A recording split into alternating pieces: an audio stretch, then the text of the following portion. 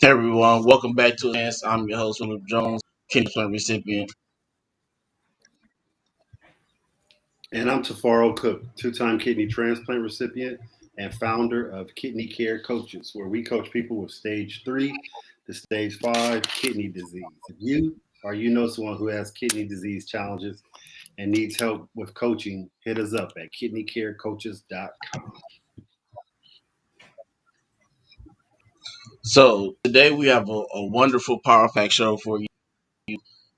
We have 4 cancer survivors here with us today. We all know it's Breast Cancer Awareness Month, but to us, we like to celebrate cancer patients all around in general. So we have 4 individuals, one of them in a little bit, but today we're going to start with so Mary, go ahead and tell your story.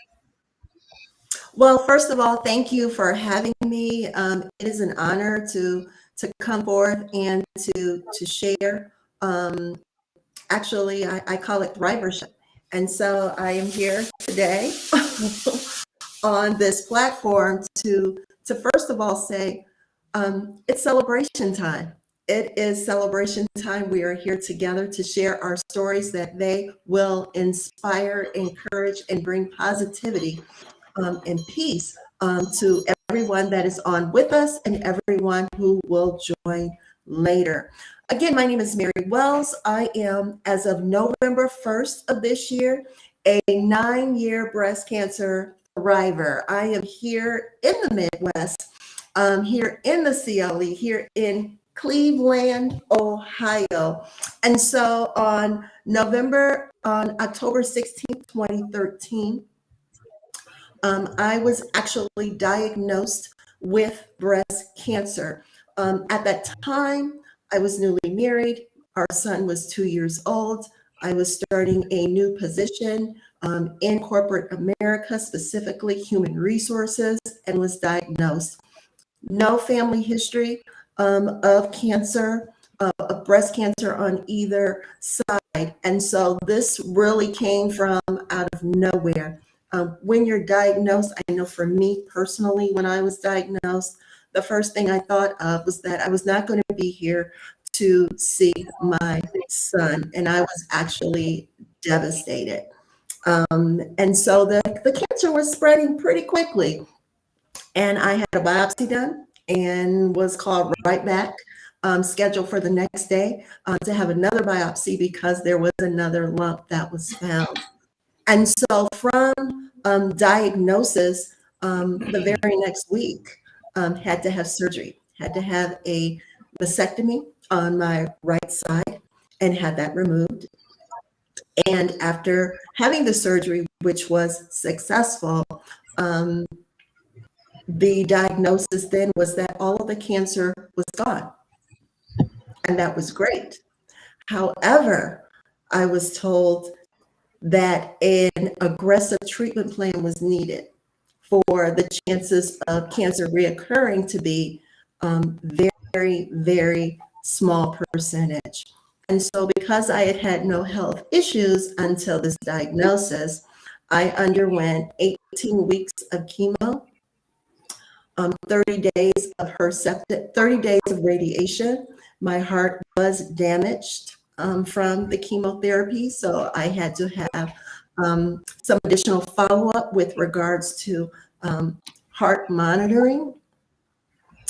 Also 1 year of Herceptin treatment, and thereafter different follow-ups, going through all of the different appointments over a 5-year period. And I will say this, life was never the same. I didn't look the same. I didn't feel the same. I really thought that I was being punished, and that was not the case. Looking from being now on the other side, I was sick and I needed treatment as quickly as possible in order to be well. And so when we go through something, anything in life, we cannot do it by ourselves. So I was very blessed to have people, some of which I did not even know, that I am still in touch with now, appointed on this journey to come along with me, to encourage me, to say, you know what, you're beautiful even when you don't have hair. You know, you can't remember some of the things that has been spoken to you. It's okay. I'm here to help. I'm here to encourage you. And so it was basically a restart, a renewal, a revival, because I had to learn everything new all over again. How to speak, how to walk, how to think, how the regrowth of hair, the regrowth of nails, the regrowth and the renewal of coming back into corporate America and working. But it's very interesting how there will be people assigned to you to be a blessing, to help you, and to encourage you. And so during that 5-year journey that I went through, there were different people that were assigned in and out to do different assignments, whether it was to make appointments, whether it was to help me with basically walking down a hall or carrying a backpack for me as I'm en route to work, taking care of my son who was in daycare. All of those things met, but each and every day there was someone who was encouraging me to say, you can do it. And so from that diagnosis, and then being on the other side and really remembering my why, because my why is my son, and who is now 11 years old. And from this defining moment of having cancer and being a thriver, birthed a ministry, One Word Encourage LLC. And that's what we do. We share encouragement worldwide for people to thrive through a traumatic experience. But from that experience, you grow, you learn, and you continue to move forward. And then you can come back, just like me here, and share the testimonial that will be an encouragement to others. So again, it's Breast Cancer Awareness Month. Congratulations, everyone, those thrivers. And so continue to embrace the new you, because you are much better and are doing well. Thank you. Thank you. Mark, you are next. Thank you very much. My name is Mark Kageyama, and I am a stage 4 prostate, bone, and lung cancer patient. Been battling cancer now for 2 years, pretty much to the day, actually. And I'm in Southern California.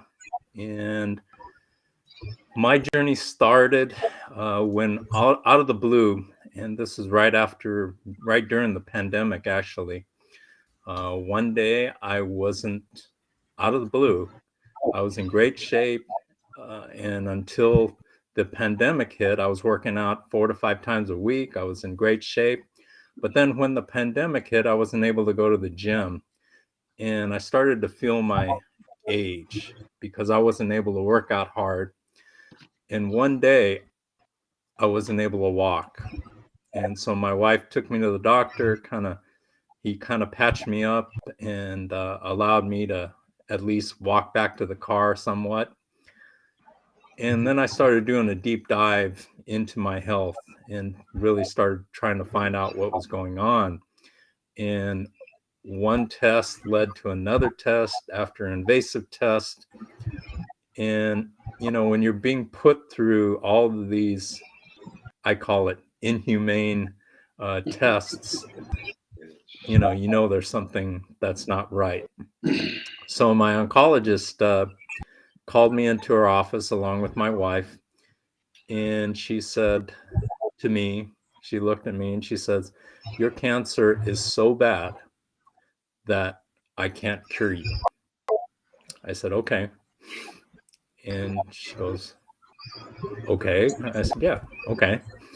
And basically I was mentally prepared at that time for the worst. And she said that I had the stage 4 prostate, bone, and lung cancer, which started in my prostate. So that started my journey, and I was so fortunate, so blessed that some incredible people were brought to me and put in my path. And I was so sick and so weak a year ago last spring that I was in my room for 3 months because I could barely walk, barely take a shower, and I couldn't even. I had a hard time going downstairs. So I was in my room for 3 months, and I connected. I was very fortunate. I was able to connect to the world through LinkedIn, and I started reaching out. And this was my first plan of action. I started reaching out to cancer patients and cancer survivors to find out what their stories were, to find out, how they did it, because I wanted to hear from people who walked the walk, who went down that path. I didn't want to hear somebody who was just trying to sell me something. I wanted to hear actual stories and actual things that people did to overcome this. And I began to realize very quickly that that that I was determined beyond any reasonable doubt. I was determined to live. And so when my oncologist had given me my diagnosis, in my mind, I was going to live and make it through, because I had to be there for my family, who I love so dearly. And that was my driving force. And so along the way, what happened was I decided to chronicle my journey through a YouTube channel that I started, and it's called To Be Your Own Hero. And I wanted to share where I was in my journey and also inspire people to appreciate their life and appreciate their health, because I sure didn't. I sure hadn't. And now with this dealing with cancer, I had to. I didn't have a choice. I had to do everything I could to get better. And so I took a lot of steps. One of the steps I took was starting a YouTube channel and sharing my journey. Now I interview people, and I've been so fortunate that I've come across people who have really helped me. And for instance, I have a very good friend of mine who was a nutritionist, And I was in the hospital at that time, and he basically said, I can give you a diet that can help you. But at the time I was a vegan. And so he gave me a diet and he said, if you follow this diet to a T, he says, I think you'll be around in a year. But if you don't, I don't know if you'll be here. And so that really got me to thinking. And so I thought to myself, man, I don't really have a choice. So I decided to do it.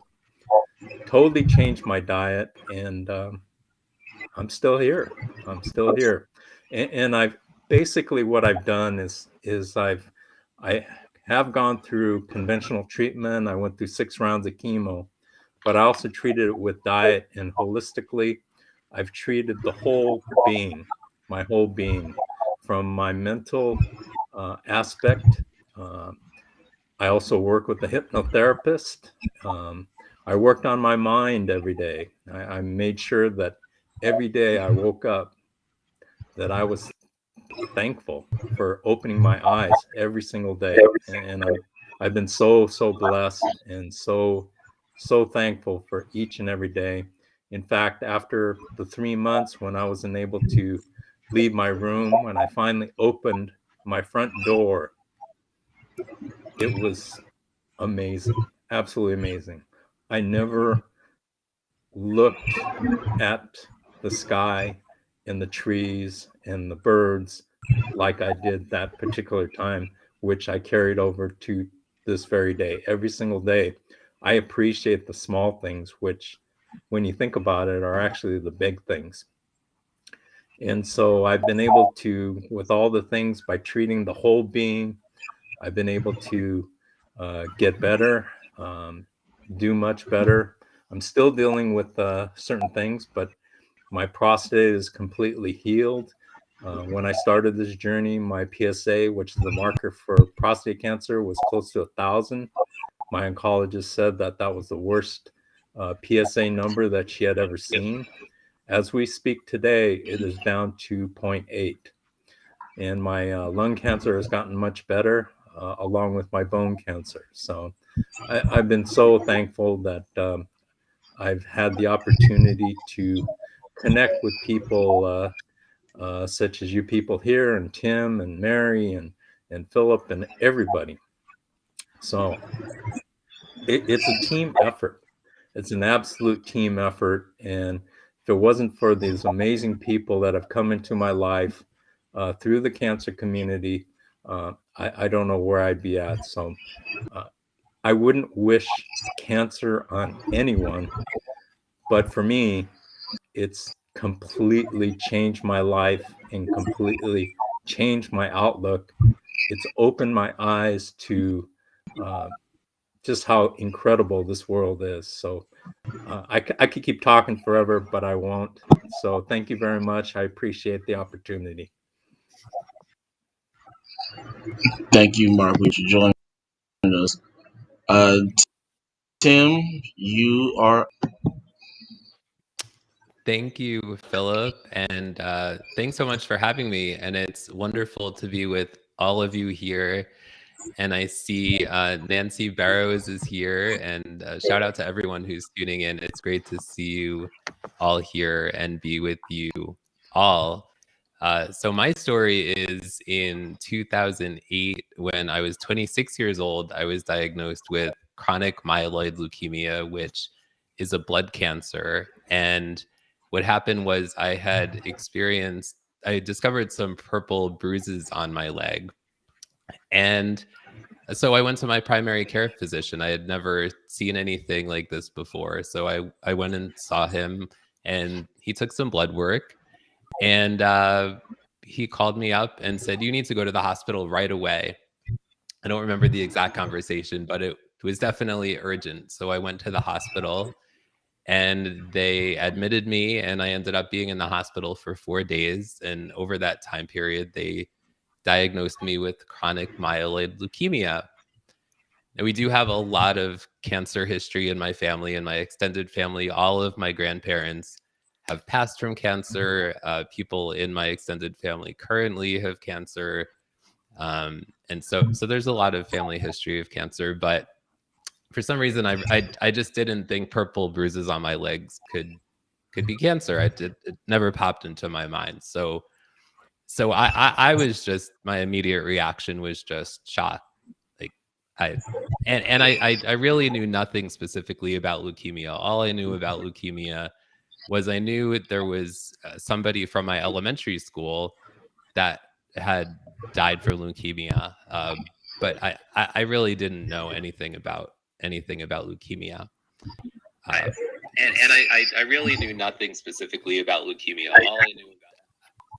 So also, I was very grateful to have such a wonderful support system.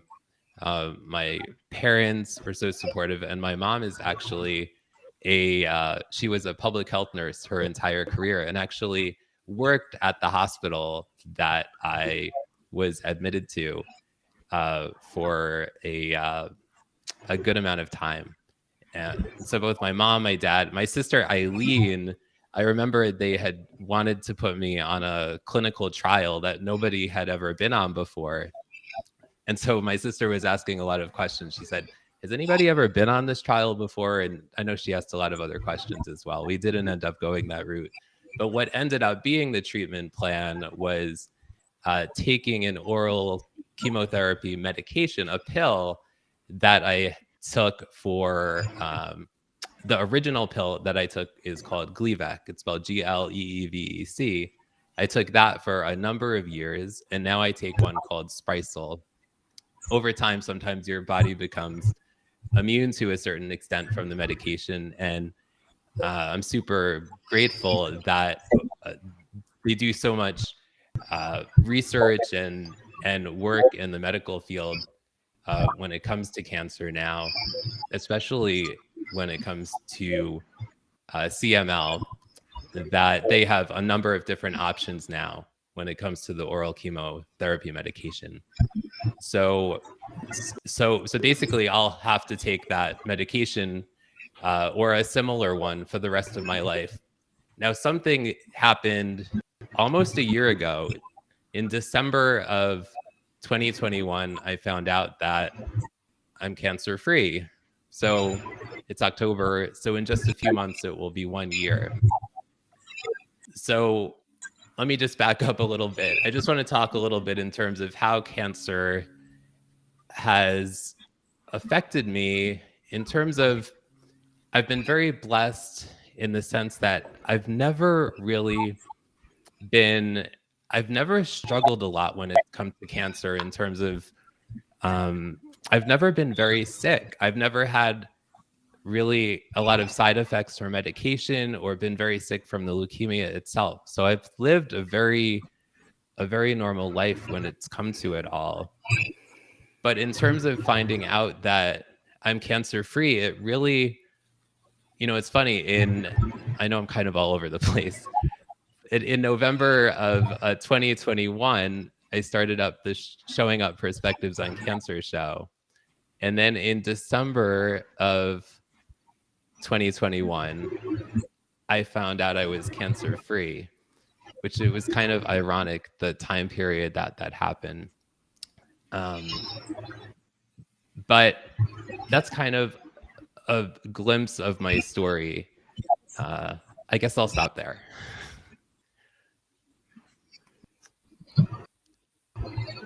Thank you, Tim. We appreciate your time and your story. Next up, Disa. Thank you. How's it going, sir? Pretty good. How about yourself? Well, good evening. My name is Adisa. Doing pretty good. Thank you. Colon cancer. Yeah, I'm a colon cancer survivor of 2 years and 3 months now. My story is that in 2020, as we all know, was the year of hell. But first part of 2020, I was diagnosed with stage 3 colon cancer. How I found that out was my mother is a 2-time breast cancer survivor. The second time that she had it, they ran some more testing, and they suggested that her children get some testing done as well. And I had tested positive for, I guess, a genetic cancer carrying trait, the MLH1 trait. And one of the recommendations was that they do a colonoscopy. And at first, the doctor who was going to do the colonoscopy really didn't want to do it. He was like, "Well, you're not at that age." I was 32 at the time, and I said, "Well, I don't want to do this, but this paperwork says that we need to do this. So whether or not we both want to do this, we have to do this." And so it was January 2nd, 2020. Went in for the colonoscopy. I think everyone thought that everything was going to be fine, and I'd go back in 5 years. So he went into the colonoscopy when I woke up, and he walked in the room and said, "You have cancer," and literally took the life out of me. From there, just had to start, doctor's appointments like crazy. My wife and I had been married for a year and a half. And I had an 18-month-old daughter, so my first thoughts were with them. What do we do if something if it doesn't go the way that it's supposed to go? Ended up having surgery right before all hell broke loose with COVID. So it was February 26, 2020. They did a partial colectomy, so they ended up taking out a 1-foot section of my colon and sewing it back together. And then chemotherapy started in April of 2020. And chemotherapy went for about 3 months. And it was late July 2020 when I found out that everything had been clear and I was cancer free. So one of the things that I have to do every year for the rest of my life is I have a annual colonoscopy, and for the next several years, I also have to continue to do scans to make sure that everything is still clear and that no issues come up. One of the things that I did was right before surgery, I went online and I told my story, and worked with some friends, and we came up with a theme: Adisa Beats Cancer, and also partnered with the local T-shirt vendor to sell T-shirts. And one of the things that really inspired me and helped me get through it was that people bought the shirt. I think we sold over 250 shirts. And I will, okay, well, at first, the shirts, but then I was like, what are we going to do with it? Okay, well, every time I have chemotherapy, let's wear the shirts, and so that you're standing with me in solidarity. And that kind of helped motivate me and keep me going every time that, I had to sit through the long chemotherapy session. It felt like I was in the hospital literally all day. And it was also in the height of COVID. So hospitals were on lockdown. Only the people who had business in the hospital would be in there. And of course, you had all the other things going on in the country with protests and things of that nature. So it was definitely a challenging time. But I'm glad that I'm on the other side of it now. Health is good. Having a second child a little bit over a year ago. And so that was another one of my big fears, was that something I really didn't think about when I diagnosed was, could I have a second child? Didn't really start the process until we were well on the way of treatment and chemotherapy. But got in front of the right doctors, and it worked itself out. So I'm glad to be cancer free, and I'm also glad to be a part of this panel tonight. And so thank you all for having me. Thank you for joining us, sir. We appreciate you. So the first question that I have is, let me get to my question. And this question goes for everybody. What was your first reaction when you told that you had cancer? Like that original, like click in your mind when the doctor, this is what you're gonna have to deal with for the next so and so amount of time. How did it like first originally set in with you? So we can start with Mary.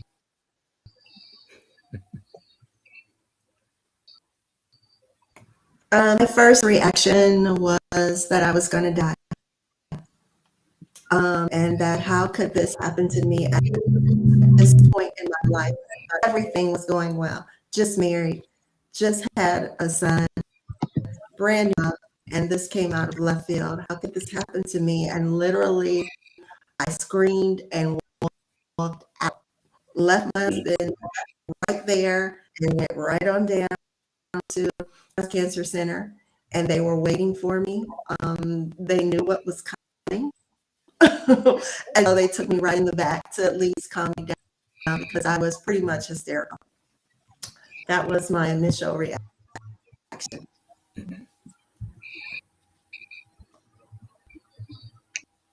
Mark, will you?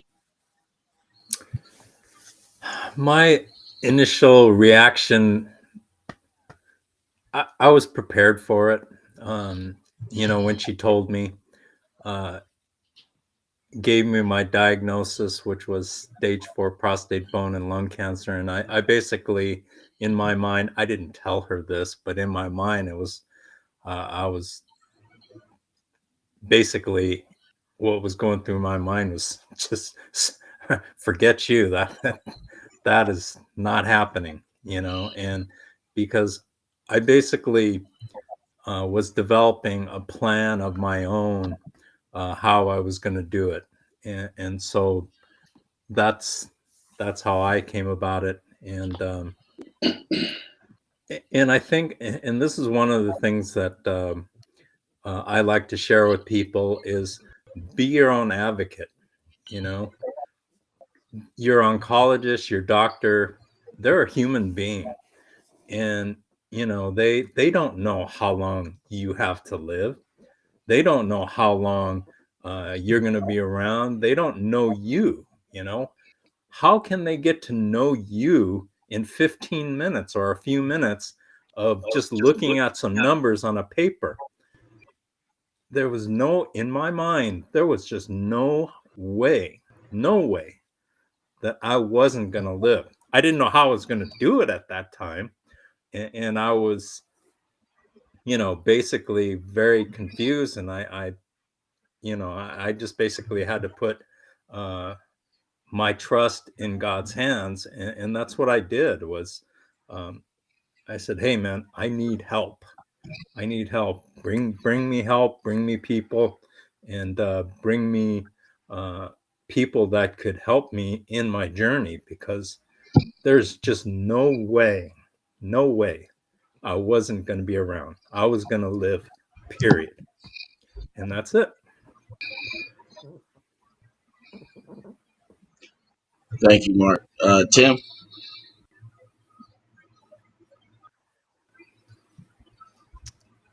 So my reaction was shock. And then I guess the next thing was, what do we do? And just, like how is this going to affect my life as well as, the people around me, my family. I didn't have a wife and kids yet, but just, my mom, my dad, my sister, my loved ones, and things like that. So really just shock, and then what's next?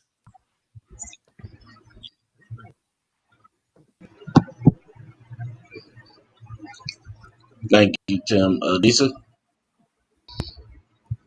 Thanks, Philip. From the shock, and then I think one of the first things I remember saying to the doctor and also the technician who was in the room was, "We're going to kick this thing in the ass." And I think my mindset was, I'm going to give it everything that I have. I for the results to go the way I thought it should go. I also prepared for things to go a different way if it was going to go a different way.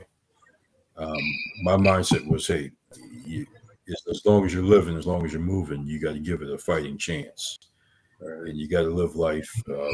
I think my thought was, okay, well, I got to live for my wife and I got to live for my daughter. If anything, give a fighting chance so they can see you every day. But if it gets to that point where it has to go a different way, then it has to go a different way. Thank you, sir. Ms. Cook, you have the next question. Yes, man. I just want to first of all say thank you all for being here, and God willing for you all to be here as well. One thing I want to start with, I want to ask some individual questions. This first one is to Mary. Mary, what was the heart damage that they said you had? Can you expand on that? Yes, had to do with the average number of heartbeats. So there's a certain number of heartbeats in rhythm that was below the average numbers, and so I was not able to start radiation until numbers increased. So it took about a month and a half, and so I still have my echocardiograms, and because of that, I'm still on maintenance prescription drugs today. I'm doing well. I do always remember to take it easy, but that's what happened as a result of chemotherapy. Right. Do they have any restrictions on you as far as exercise and things like that? I don't have any restrictions with regard to exercise. So I go yearly. Well, I actually go semi-annually for my appointments, and they've been going very well. Good. That's good to hear. Mark, this question goes out to you. First of all, you said a couple things that really rung in me. And when you said, a hypnotherapist, that's big. I go to a lady that every time I'm back in Columbus, I go to this Reiki guru who I really believe in. You know what I'm talking about. And I'm a big meditator, and I know that the mind can heal a lot of things. When you were going down that path, I clearly understand what you're saying and how your positive frame of mind really dictates where you go with this. I was playing college football with a scholarship when I first got sick, had my first kidney transplant. So I clearly understand where you're going with that. But what I wanted to talk to you about was, you were calm at that time. How did you I know you said you were calm because, of who you are and everything, but I love that you were like, I'm going to beat this. And just that attitude, where did you get that from? Because, to hear such hard news and for you to be so positive like that, can you expand on that? Well, I knew that my oncologist is a human being, just like me, just like you, just like everyone here. What gives the right for another human being, despite or in spite of the fact that they may be a doctor or whatever, to tell another person how much time that they have to live? It's just not right. I see it so much that and to me it's so sad to see people. I mean, when I go to the facilities or hear about it, these oncologists tell people, hey, you have 6 months to live, you have a year to live, and what people do is they start building their life around that time period. Right. And so many people pass away right on their anniversary of that diagnosis, and that's just so wrong. And I'm so and that's one of the things that I really would like to change, and it is that diagnosis, because it doesn't have to be that way. My oncologist, she told me, she said, get your affairs in order. And so my wife was freaking out, and she's taken me all these places to sign all these forms and everything like that. I said, why are we doing all this? And she said, oh, didn't you hear the oncologist? I said, yes and no. I heard what she said, but I didn't take it to heart, you know. Right. And I said, but I'll do these things that you want, but I'm going to be around, and you know, and that's the way it's going to be, you know. But I'll play this thing and get all my affairs in order, because I had to do that anyway. Right. But yeah, I read a book called Radical Remissions by Kelly Turner, and through doing interviews on my YouTube channel, To Be Your Own Hero, it's so fascinating and it's so incredible to see these characteristics of people who've made it. And they're so similar. Every time I interview somebody, it's like, it's almost like a repeat of the last person. It's unbelievable. And these are people with faith, with a positive attitude, with a will to live. I mean, all of these things. And I was just talking to a friend of mine, a cancer survivor, the other day, and he said, you know what? And he's been a survivor for probably 20 years or so. And he said something that was really fascinating. He said, all the negative people that I knew through this journey, they're all gone. All of them. He said, there's not a single negative person that survived. And I thought, that's really interesting. I mean, all these characteristics, and Kelly Turner talks about it in her book, Radical Remissions, 9 characteristics of people who've gone through the cancer journey and have made it on the back end. And these characteristics keep coming up time and time and time again. So there has to be something to it. Absolutely has to be. Yes, and mindset, you know, diet is important. Mindset, what you feed your mind on a daily basis. Every single day, I open my eyes and I'm so thankful every day to open my eyes and to have that opportunity for another day, because that means that I'm not 6 feet under, that I have another day to do battle. And that's what I do every single day. And, you know, I'll probably have to deal with certain issues with cancer the rest of my life, but that's okay. I mean, from last year to this year, last year, I could barely walk. I wasn't driving. This year, I walk up and down hills outside my house, and I'm driving, and life is great. I'm as happy could be. So I'm very, very thankful, and I thank you for the opportunity. Well, we love to hear your story. Thank you so much, Tim. Now, this blows me away, because I could hear Mark's story, and Mark, 3 months in the bed, he couldn't move, and all these things. And then, you know, this is my second time talking to Tim, and Tim, you know, Tim conveyed to Faro, I was never sick. I never felt bad. You know, I just went through this journey, and I got better, and it still blows my mind. And Tim, you know, I just wanted to say that about you, that, you know, you don't take it for granted, and I love that. But, you know, with your family members having some of these same particular illnesses, do you tend to help them, or do they kind of ask you a lot of information about what's going on? Not in recent times. Not recently.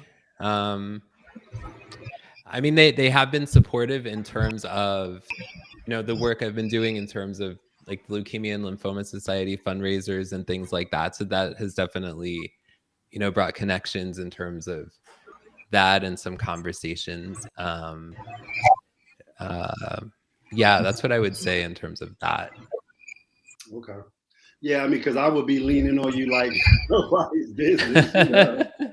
because I like Mark. I'm the type of person where I want to listen to somebody who's been through it. I don't want to just listen to it. And no disrespect to the doctors and everything, they do a wonderful job. But again, I want to talk to somebody who's been through it and can I can say certain things and they can, yeah, this is what helped me with this, whatever and everything. Yeah. Addis, man, I met you through Edward a couple of times when I lived in Columbus, Ohio, but I live in Tampa now, man. How you doing today? Doing good. Doing good. Good. So let me ask you something, man.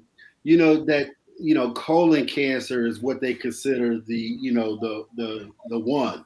So when they took out part of your colon, how did you feel after that, and how was your recovery? So there was two options that I could have done. The one that I ended up doing was the partial colon removal. I really didn't feel anything different right away because I was on a straight liquid diet for the first few days until I had to go number 2. I was trying to think of the politically correct way to say it without, and your imagination can take you wherever it needs to take you. And then I can start eating solid foods. Since I've gone through chemotherapy and done everything else, I've also changed my diet a little bit. I don't eat as much red meat as I used to. But I will know if I do overdo it with eating food or I eat something that I know I shouldn't, I'm going to feel something differently. And that's just with the partial. Now, if they had removed the entire colon, then I think the way that works, as soon as you eat, you need to know where the nearest restroom is. So I definitely would have felt a lot of changes. Something else I forgot to mention was that both my grandfather and my great uncle had colon cancer. Oh, okay. So there's a history of it in the family. So they, but I think they had their entire colon removed. Because when they had it, they're both deceased now. They, so they were 40s. So this was like the 1970s. Things, medicine was a lot different 50 years ago than it is today. But to be able to, yes, you do feel something different. Your lifestyle is completely different as well. So, and then, every year having to do colonoscopy, going through that process, that is, it's never fun the day before or the day of, but once you're done, you're done. I agree. I know it takes on a new president after you went through what you went through. That's really remarkable. Mark, a question for you, Mark, is how did your diet change? You said you was a vegan, and we always think, if you're a vegan, you're eating the best overall. So what did your doctor tell you and implement in your nutrition plan? No, it wasn't my doctor. It was I'm sorry, your friend. Apologize. Yeah, my friend who's a nutritionist. So I was a vegan, and I thought I had a great diet, but apparently I didn't because I got cancer real bad. So what he told me at that particular time, I was down to 123 pounds. As we speak today, I'm 160. So what he said was, you have to have animal protein in your diet. And I had been a vegan for 10 years. So I was like, oh boy. And so he said, we need to add grass-fed beef, organic chicken, organic turkey, wild salmon. And so those are the 4 things I've stuck with. And, I was always eating a lot of vegetables and things like that. But he also had me, I basically have evolved my diet over the past year and a half. And I start every morning with lemon water. and then I follow that up with celery juice about 15-20 minutes after that. And about 20 minutes after that, I followed up with a smoothie.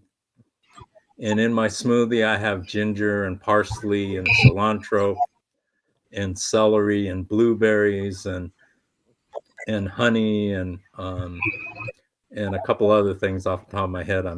I'm just rattling. And then I basically have one, maybe two meals the rest of the day. And so I have my protein along with salad and quinoa. And, I don't vary my diet that much except for the proteins, but I'm still here. So he was right. He was absolutely right. He said, follow this. And, he said, I'll think you'll be here. And I'm here. And I follow the diet religiously. One of the things that I've come to find is I don't have cheat days, except for if I'm traveling, then I don't have a choice. Then I have to kind of pick and choose what I eat. But this is what I eat pretty much every day, and so that's what I've stuck with, and it's worked. So yeah, anybody interested, they could hit me up, and I have videos on my diets and my supplements and things like that. I always say, if you don't have kidney problems, grass-fed beef and wild salmon and veggies is the best way to eat with no refined carbohydrates. But if you have kidney problems, your body can't handle the meat. That's why you got to be careful with that. But I do agree with that. But Mary, this question goes out to you again. How did you, you just got a new husband, a new baby and everything, and you said the support you got. Let's talk about some of the support you got, because that's big. You going through all these things with your health, and all of a sudden you have a family to take care of too. So can you elaborate on that a little bit? I'm sure. The support was actually divine. I originally picked 5 people that were the strongest because there was no history on either side of my family, and this came out of left field. This was nothing that was expected. This was, I thought that the pain that I was experiencing with being in a management position was just stress. Mm-hmm. And that was not the case. And so I picked 5 strong people. I didn't want to pick a party because I was already all over the place. I needed people that were strong that could say, yes, you can do this, Mary. And so I picked 5 people. However, I entered into a new position in corporate. So they did not know me. And our staff very lean. And so I was the person that came in and put in processes and procedures very quickly because I had the experience then of about 15 years to do it. So I put aside what I was going through, but eventually when I received the diagnosis, I couldn't even speak about it. I was just, it just overwhelmed me so much that there was another person that started on the same day I did that was a management level position. Person, representative. So that was my voice. And so I spoke to the actual chief officer, and then eventually I went in and said what was going on. And so he cried. And I wouldn't say because he was crying. However, he had experienced loss, some family members that had passed away as a result of breast cancer. So he understood. So he said from that moment, how can we support you? They didn't know me. I hadn't even been there 90 days. Wow. I wasn't eligible for short-term disability benefits. Now keep in mind, I'm saying divine, okay? And so whatever it is that you need, we're here to support you. And I'm like, okay. So the next week, I knew that I had to have a mastectomy, and he said, how can we support you? I said, well, would you mind coming? Would you come to the hospital? And he was like, yes. And so one of the team members. And so they came, we're like, party, you know, and so they cheered me up. But here's where the divine comes in, is that not only that group of people who I did not know, there were other groups of team members coming in and out over 5 years, supporting me, encouraging me, not knowing that they were grateful of faith. That's what I needed at the time. And even though I am, it's a different scenario when it comes out of left field and it's you. And so different people came in and out on different assignments. It didn't matter if they were the people that had to see my appointments. It didn't matter if it was someone who said, you know, we're going to work your inbox for a few weeks. Just let me know how I can help you. But what was interesting was that my husband had taken out a critical illness years ago. And came home real proud and said, Mary, you know, babe, I took out this critical illness policy. Okay, that's great. I forgot all about it. But we met at a law firm. So I called my old right hand, whose name is Mary. And I said, Mary, and she said, oh my gosh, how are you doing? You know, your husband, he's kind of all over the place. We're trying to work with him. I said, do you remember a critical illness insurance policy that we had? Can you look that up for me? And she says, you know what? Yes, you have it. So we filled out the paperwork. I had undergone 2 rounds of treatment, chemo, and 2 days after Christmas, there was a check in the mail. Wow. My husband didn't know anything about policies or anything. I'm the HR expert, but he did that. But over a 5-year period, different people to transport me to treatment. People getting me a house saying, you can't stay in the house. We can't have you lay down. We've got to keep moving. But what was more new from God as a blessing was that I was the first non-exempt employee that worked from home during treatment. All I had to do was put myself up and type. When it down. And then return to work after having an airborne virus, because I went into work on off chemo weeks. Come back to the office in 2 months. Who gets a promotion? Oh, because of your work, you're promoted to the recruiting team. So it's just types of things that I don't care what anybody says. I got my own testimony. I will bring the people to help you. That's awesome, man. To help you. And I'm thankful to them to this day. We are still in touch. That's beautiful, man. Those are lifelong friends right there. It's amazing. So that's beautiful to hear. I can ask questions all night long. I got several for everybody, but I'm gonna let Phil take over. Go ahead, Phil, do your thing. All right, so this last question is for everybody. 3 things would you tell a person just yesterday learned of their cancer diagnosis?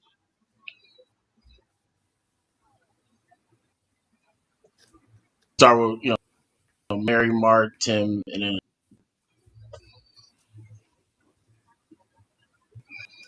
I would say that the diagnosis, that cancer is a word. It doesn't take you captive. I would definitely also say that there's always help. There's going to be people that are going to come alongside you and help you receive the help, and know that you are going to be better. So those are the 3 things. Thank you. Mark? I think one of the things that is most important particularly when you get the diagnosis, is you have to answer the door. You have to immediately address and work towards getting better and living. You can't push it under the rug. You can't ignore it. It's very serious, because you are in the fight for your life. And if you treat it that way, if you treat it, put everything that you have into it, then, with the right access and with the right set of circumstances, you can beat this. One of the things that I think is most important, and what I like to see is, as a society, we've all been programmed to believe that when a person is diagnosed with cancer, it's a death sentence. And I want to change that, and I want to get people in my corner and people all over. I want to change that perception because it needs changing. It's an old something that is old, and in the past, I'm sure that was the case, but it's not the case now, because there's so much out there, but the problem is it's scattered all over the place, and so it's so important to reach out to people that have gone through it, that have made it, because they can hold the key to helping you as a newly diagnosed cancer patient. And so I like to say that what we like to do is replace the fear of getting cancer with education about what you're actually dealing with. Because what happens is you get diagnosed with cancer, and your oncologist is immediately pushing you into the system to try to get treatment, because it's a money-making thing for them. Sure, they're trying to help you in their way, but people need to realize that cancer is big business, and it's being, it's and the drug companies are behind it.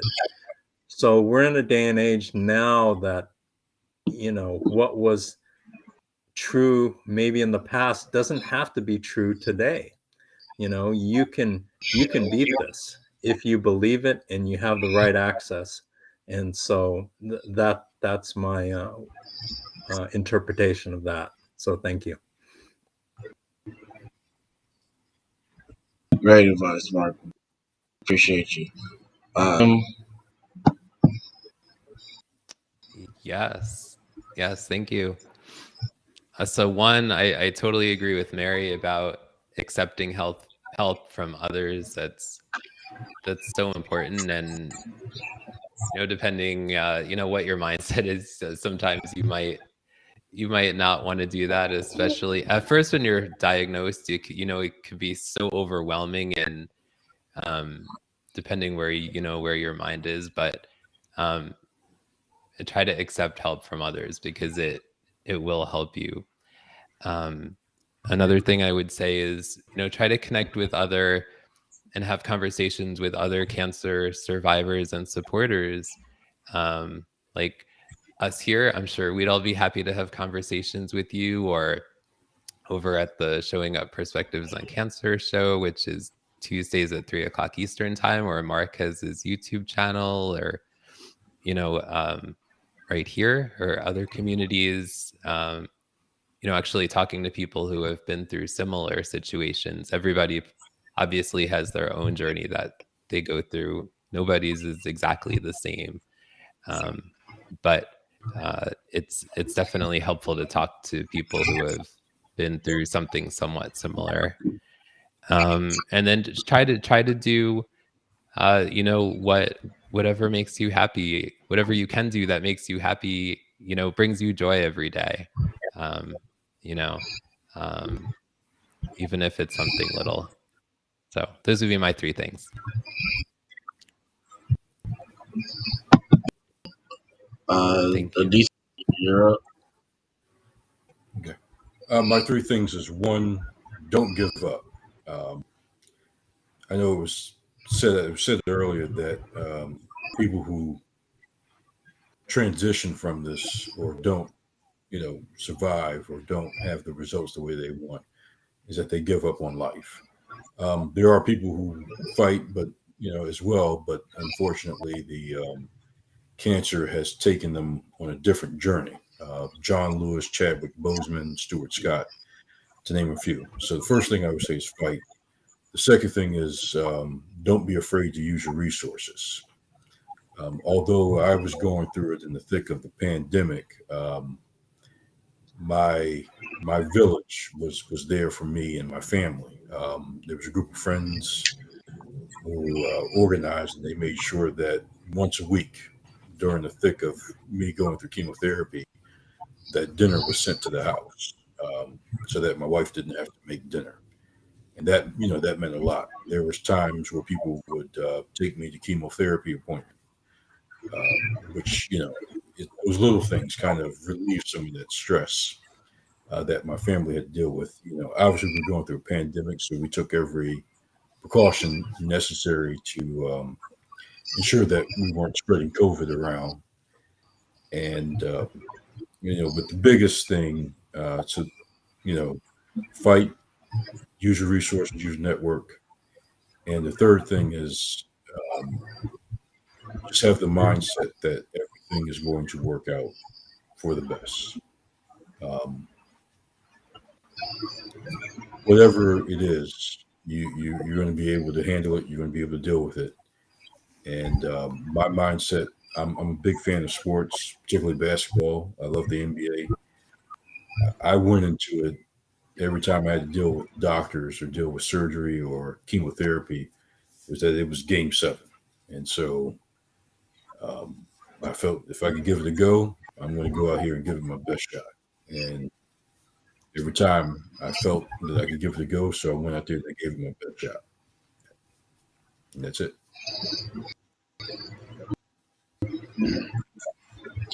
Thank you, D. Appreciate you joining us. Mr. Cook, you got anything? I just want to say thank you to the panel. I appreciate you guys coming on. And I also appreciate you guys going through these journeys. And one thing I can say, guys, are positive and great spirits, and keep up the faith and keep up the hard work and stay gratified. Thank you very much. Thank you. Thanks for having us. Thank you. And so thank you all for joining us today. Great stories and your time, dynamic, powerful stories, and what you can do when you put your mind to something. And so we'll be back here on the Second Chance next Sunday. The time will be a little early. It'll be 10 o'clock Pacific time, 1 o'clock Eastern time, UK on with us next. So looking forward to that. Again, thank you all. If you watch or you're watching later, please subscribe to the YouTube channel. Drop a like in the comment section. We appreciate you all. You guys have a blessed night.